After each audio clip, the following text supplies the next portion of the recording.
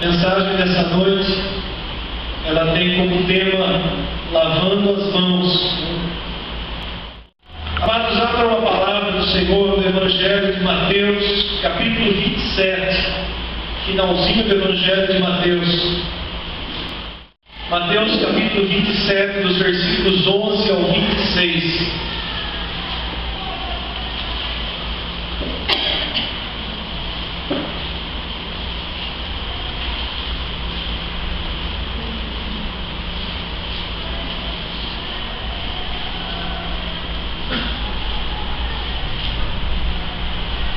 Amém?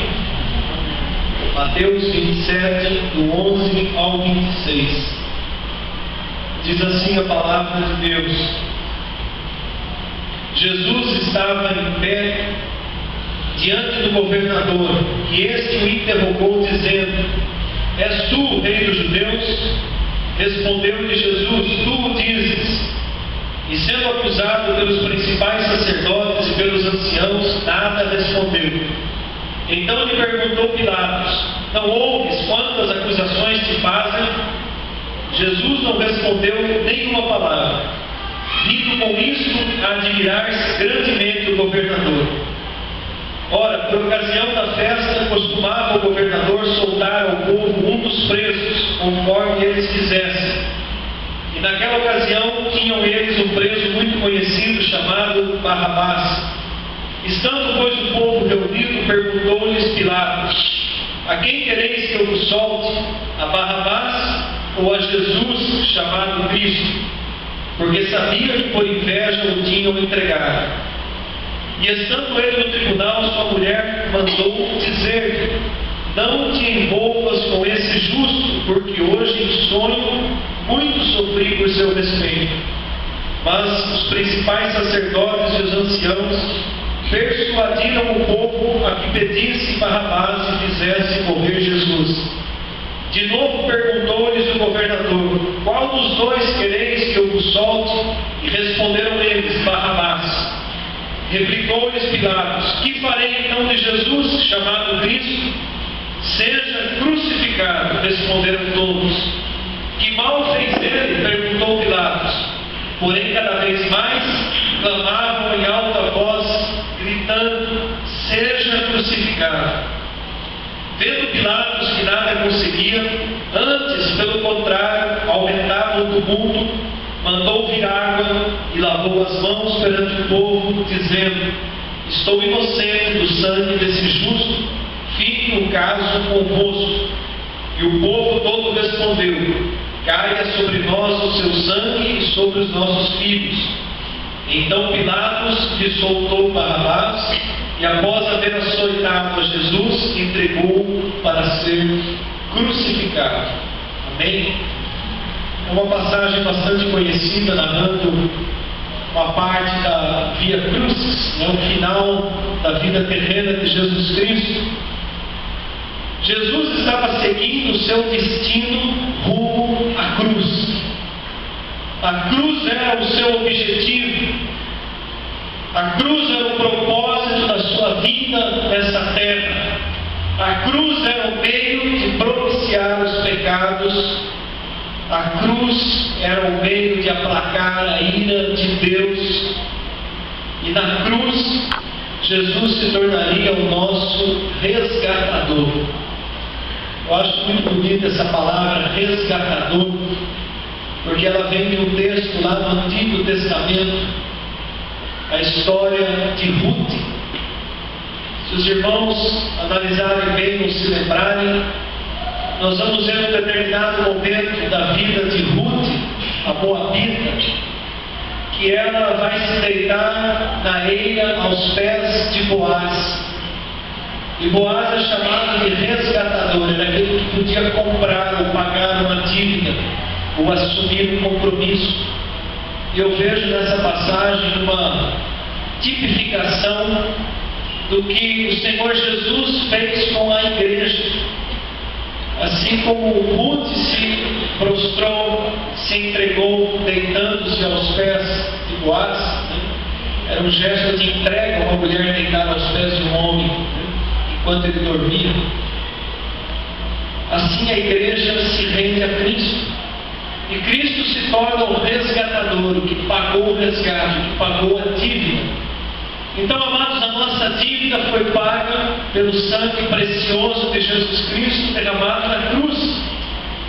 E ainda que Jesus houvesse pedido ao Pai, lá no Getsemane, se possível, afasta de mim esse cálice, mas seja feita a tua vontade, nós vemos naquele momento que aquela oração de Jesus, quanto à sua natureza humana, ela não foi atendida pelo Pai.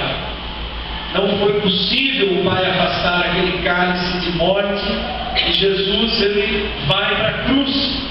E nós podemos dizer hoje, graças a Deus, que Jesus foi para a cruz. Porque se Jesus não tivesse ido para a cruz, nenhum de nós teríamos condições de nos achegar a Deus. Então nós podemos dizer, glória a Deus, porque Jesus foi para aquela cruz. Mas antes daquela cruz, amados, houve também um julgamento injusto, um julgamento humilhante, um julgamento de um réu por demais inocente, julgado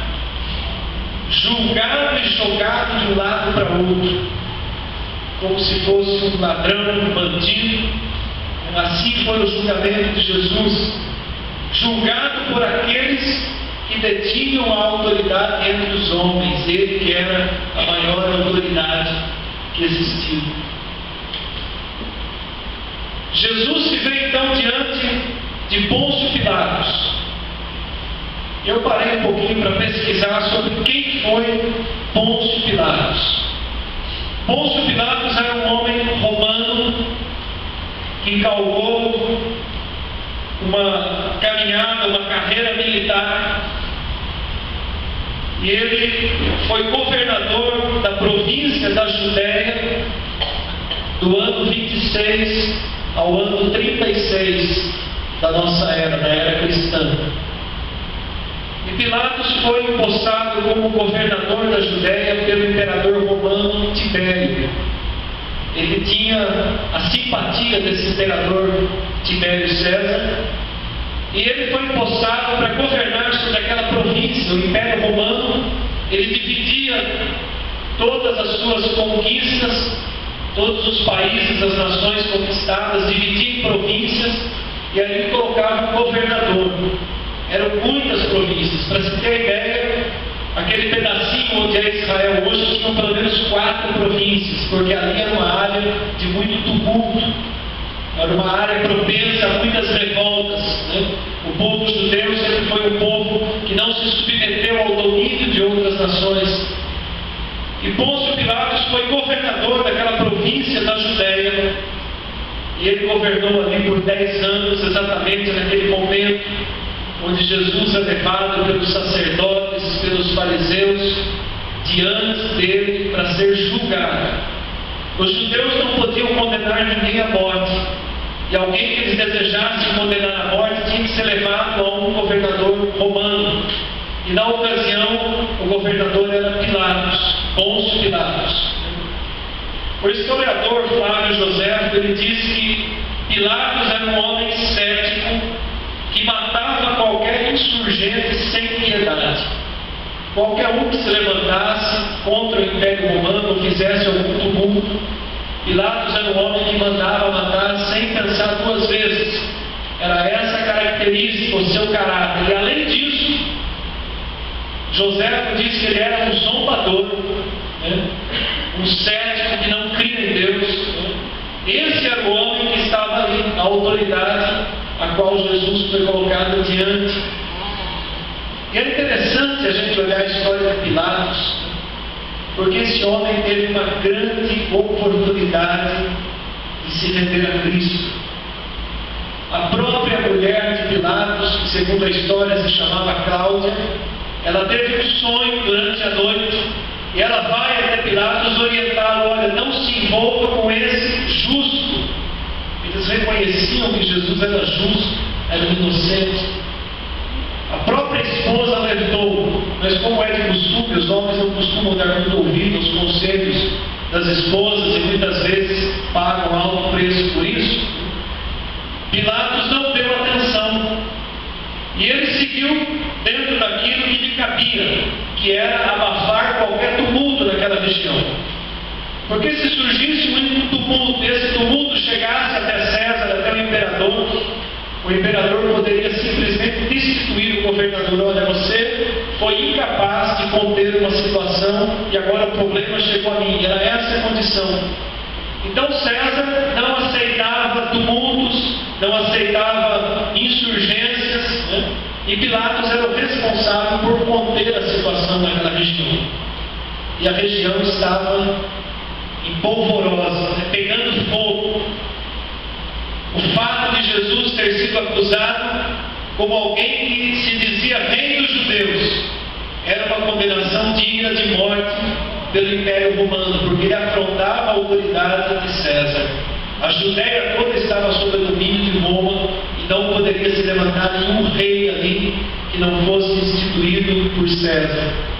Então essa foi a acusação que os doutores da lei, os fariseus, os sacerdotes levantaram contra Jesus diante de Pilatos. E Pilatos era um político, era um manipulador, e o que ele queria era simplesmente advogar em causa própria, abafar aquela situação e permanecer no poder sem nenhuma consequência. Era essa a circunstância histórica que Jesus estava vivendo ali. E Pilatos tinha poder, amados, tanto para soltar Jesus, quanto para mandar executá-lo na cruz. Essa autoridade ele tinha. Tanto que ele diz isso para Jesus. Os 4 evangelistas narram essa passagem, cada um acrescenta alguns detalhes, né? E Pilatos diz assim: olha, eu tenho autoridade para te soltar ou para te mandar matar. E Jesus responde para ele no momento, né? Você não teria autoridade nenhuma se dos céus não te fosse dada. Ou seja, tudo estava debaixo do controle e da autoridade do Pai. Então, amados, Pilatos poderia ter libertado Jesus. Pilatos desejava manter a paz naquela região que há mais de 3.000 anos da história nunca viveu em paz. Se a região de Israel viveu em paz algum período, foi no reinado de Salomão. Porque depois disso, sempre alternou períodos de guerra, de perseguições, e até mesmo no século XX, no século XIX, as guerras que se levantaram, onde muitos judeus foram mortos, né? A perseguição que existiu durante toda a história. A missão de Pilatos era manter aquela região em paz. Então, imagine essa situação. Chega ali um condenado Jesus para ser julgado. E Pilatos querendo fazer uma política de boa vizinhança com o povo judeu, tentar aplacar aquela situação, aquele tumulto. Ele oferece a oportunidade para o povo escolher: olha, nós podemos soltar um prisioneiro nessa festa. Quem vocês querem que eu solte? E ele tenta, ele insiste por pelo menos 3 vezes para ver se o povo mudava de ideia e libertasse Jesus. Mas nós vemos que o povo que é uma massa de manobra, até nos dias de hoje, mas não precisa muito para se manobrar, para se manipular o mesmo povo que uma semana antes havia aclamado Jesus, hosana nas alturas, levantado palmas, folhas de palmeira, quando Jesus entra em Jerusalém, o mesmo povo agora estava ali gritando: crucifica, solta Barrabás, crucifica. Era o mesmo povo, era o povo da cidade de Jerusalém, agora insuflado pelos líderes religiosos. Agora o mesmo povo gritava para que Jesus fosse executado. E Pilatos agora estava diante dessa situação, diante desse problema, diante dessa circunstância, diante do Rei dos Reis, diante daquele que poderia salvar a sua própria vida, e diante daquela pressão popular, e diante daquela situação de se manter bem, com o povo, com o imperador, o que fazer diante de uma circunstância dessa.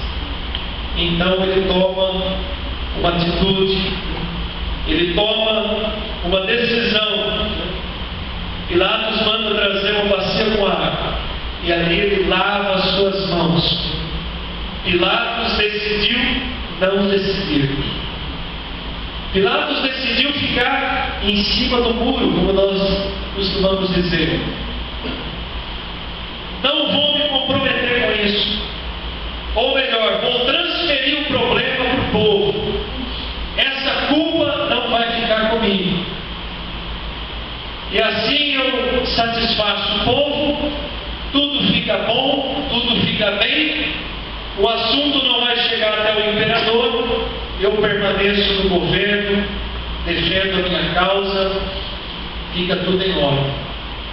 Essa, amados, foi a postura de Pilatos. Foi exatamente isso que ele fez.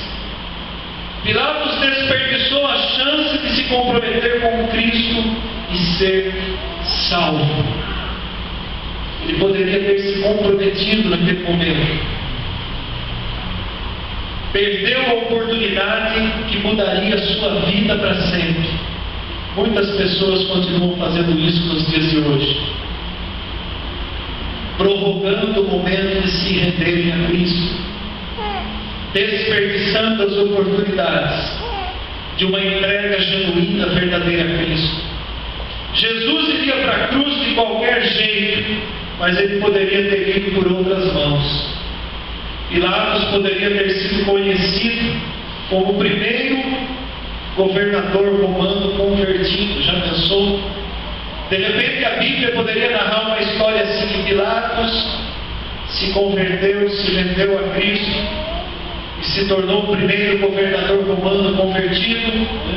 Poderia ter até morrido como mártir, mas ele preferiu lavar as mãos. Ele preferiu se omitir diante de uma decisão que era só sua. Essa foi a condição de Pilatos, governador romano naquela época. Eu narrei toda essa história e esses detalhes para que nós chegássemos nesse ponto agora e fizéssemos uma reflexão pessoal da nossa vida, e cada um pudesse perguntar para si mesmo nesse momento: quantas vezes nós temos tomado atitude semelhante a de Pilatos? Quantas vezes nós temos lavado as nossas mãos? Talvez você pense assim: mas eu já me comprometi com Cristo, eu sou cristão, eu assumi, eu me decidi, eu recebi, ou eu aceitei a Cristo. Glória a Deus por isso, amados. Eu também sou cristão, eu também já me decidi, mas eu quero que a nossa reflexão ela tome um curso paralelo a isso. Ainda como cristãos, ainda como convertidos ao Senhor Jesus Cristo, quantas vezes, diante de situações onde a nossa fé, onde o nosso testemunho é provado, diante das pessoas lá fora, quantas vezes nós temos lavado as nossas mãos? Quantas vezes nós temos abrido mão do nosso compromisso de cristão? Quantas vezes lavamos as nossas mãos? Basta a gente olhar para o mau testemunho de muitos que se dizem cristãos pelo mundo afora, por políticos que se dizem cristãos, que lavam as mãos diante da oportunidade de receber uma propina ou de subornar alguém. A história da nossa cidade não é muito diferente. Está aí a fama do ex-prefeito que ficou 40 e poucos dias no poder. Todo mundo conhece como evangelho, mas e o testemunho, os frutos que se tem visto através dessa vida? Quantas vezes, amados, nós lavamos as nossas mãos quando precisamos nos pronunciar publicamente contra, por exemplo, o homossexualismo ou o aborto, que são temas que estão aí na mídia. Mas se eu me pronunciar contra o homossexualismo, eu posso ser taxado de homofóbico e até para a cadeia. Nós cristãos não somos homofóbicos. Nós somos contra o pecado do homossexualismo, mas devemos ter misericórdia em relação ao pecador e fazer o possível para que essa vida também seja convertida com o nosso testemunho, com a palavra de Deus. Quantas vezes, para fazer política de boa vizinhança, você está de repente no meio do seu trabalho, numa fila de banco, com pessoas desconhecidas, e alguém critica a fé cristã abertamente, e nós ficamos calados, lavamos as mãos para não entrar em discussão. Deixamos de defender a própria fé que nós cremos. Quantas vezes nós lavamos a nossa mão quando temos conhecimento de um irmão ou um amigo chegado que está vivendo em pecado, e nós fazemos vista grossa e não alertamos sobre o perigo que essa pessoa está correndo? É dever do cristão exortar, admoestar uns aos outros. Quantas vezes nós fechamos os olhos para pessoas que até amamos e sabemos que estão vivendo em pecado, e nós ficamos calados, agindo como Pilatos, lavando as mãos?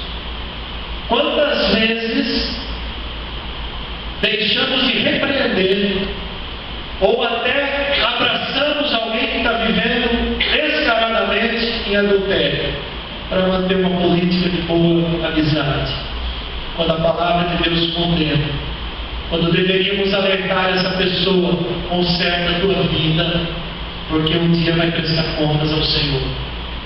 Então, amados, nós que somos sal e luz, ou chamados para ser sal e luz, muitas vezes lavamos as nossas mãos, preferimos nos calar. Nós lavamos as nossas mãos todas as vezes que omitimos a nossa opinião, quando poderíamos defender os princípios cristãos. Lavamos as nossas mãos quando concordamos com o ímpio ou o ateu, quando esse fala contra a fé cristã. Lavamos as mãos quando temos oportunidade de falar de Jesus num ambiente fora da igreja, e a gente fala assim: mas não é apropriado, aqui não é lugar. Amados, lá fora é que é o melhor lugar para falar de Jesus.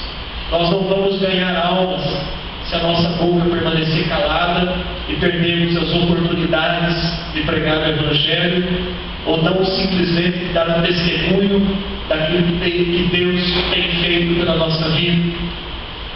Nós lavamos as mãos todas as vezes que deixamos de agir diante de uma situação que é da nossa responsabilidade.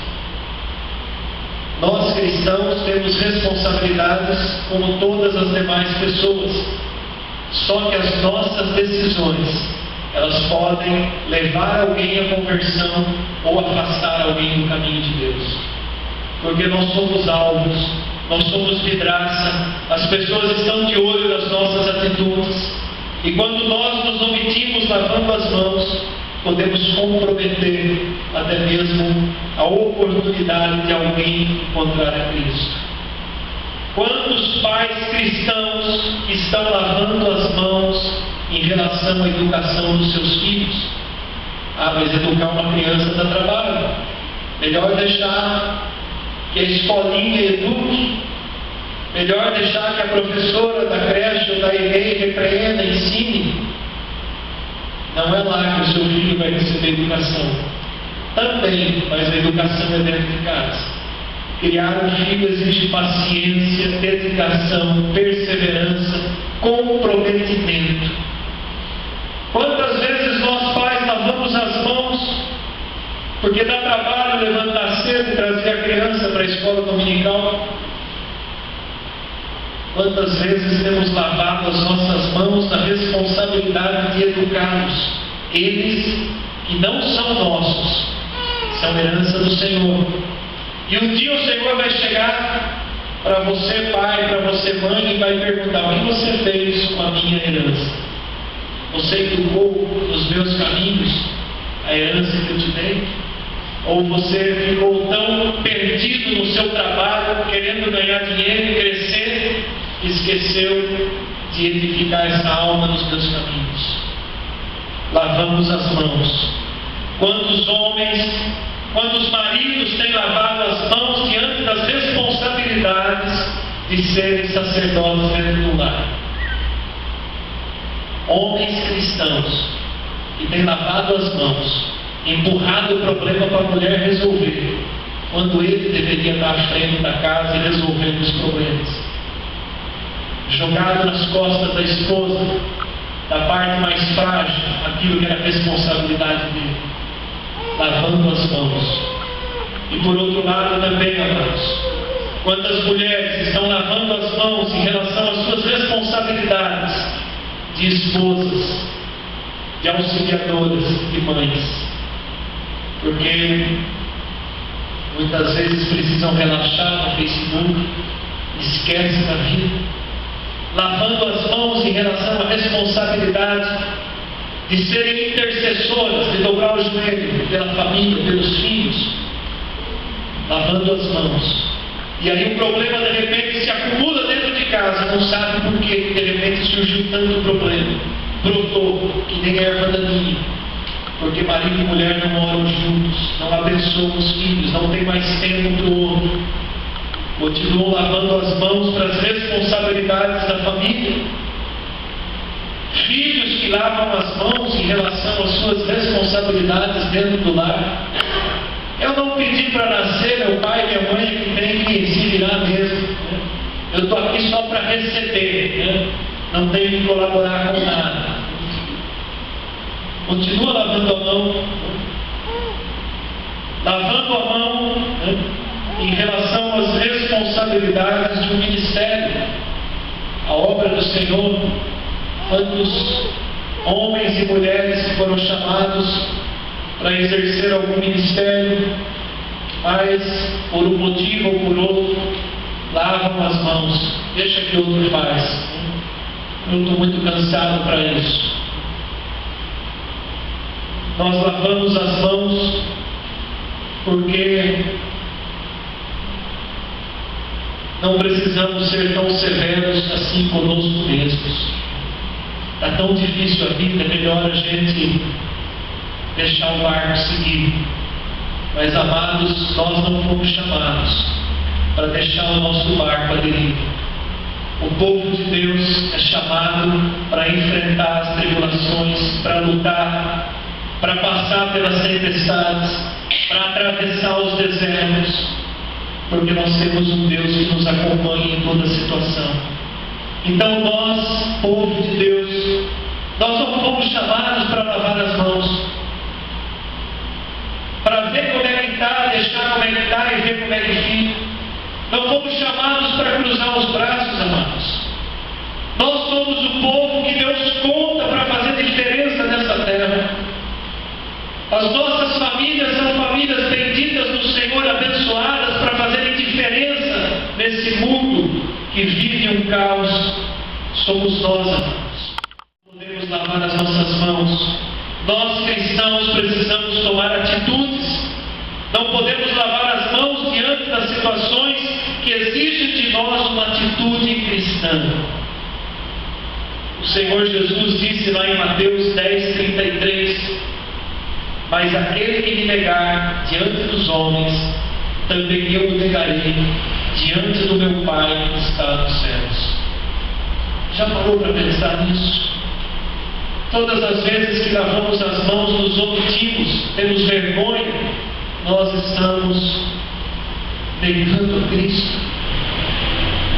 Todas as vezes em que achamos inconveniente falar de Jesus lá fora da nossa vida comum, num consultório médico, numa fila de banco, seja lá onde for, na escola, na faculdade, no trabalho, das oportunidades que temos, nós estamos negando a Cristo, sentindo vergonha. Mas o que é que vão pensar de mim se eu falar que eu sou cristão? O que é que vão pensar de mim se eu falar que sou contra determinados pecados que hoje são praticados livremente na sociedade? O que meus amigos vão pensar se descobrirem que eu sou um jovem ou uma jovem que nunca praticou sexo antes do casamento? Eu sou um idiota, um quadrado. Comprometimento com vida cristã. Quantos têm lavado as mãos porque não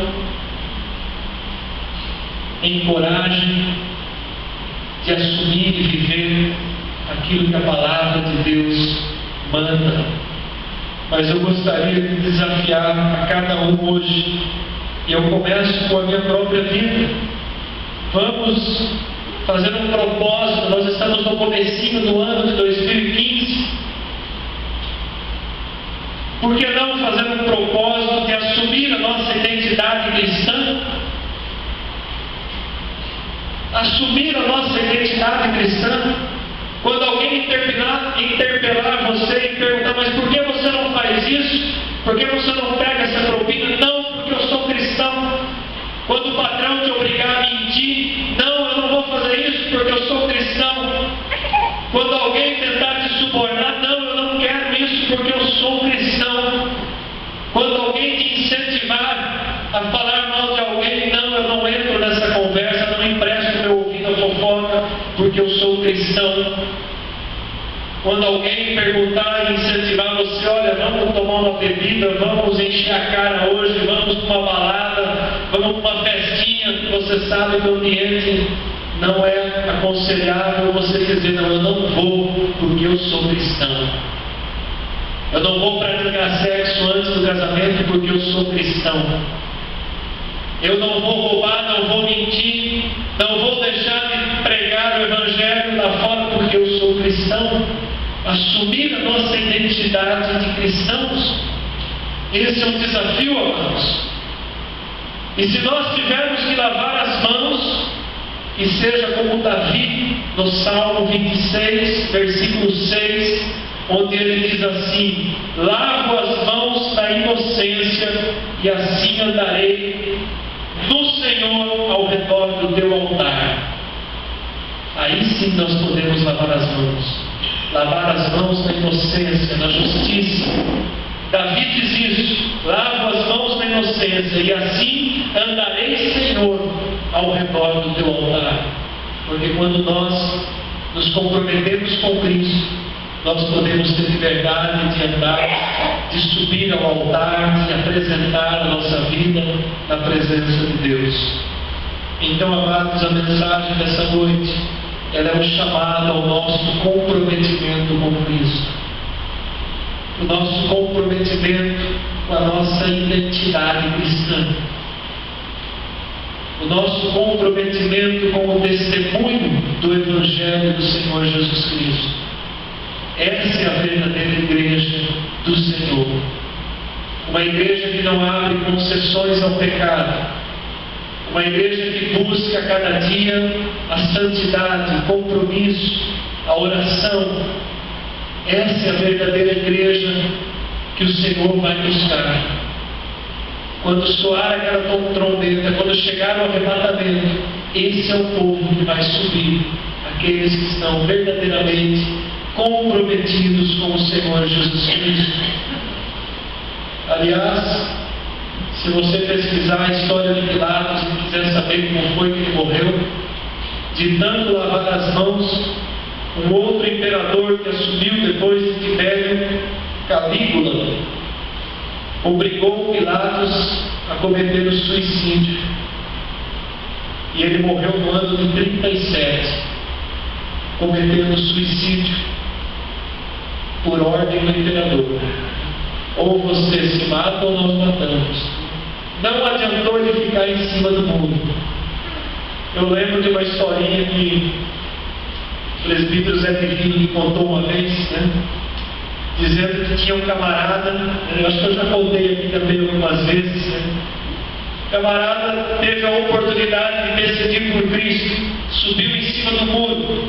De um lado Jesus chamava ele, e ele olhava para o lado de Jesus, o povo salvo, e do outro lado Satanás chamando, e ele olhava do outro lado, aquela festa, aquela orgia, tudo que dava prazer, e ele em cima do muro.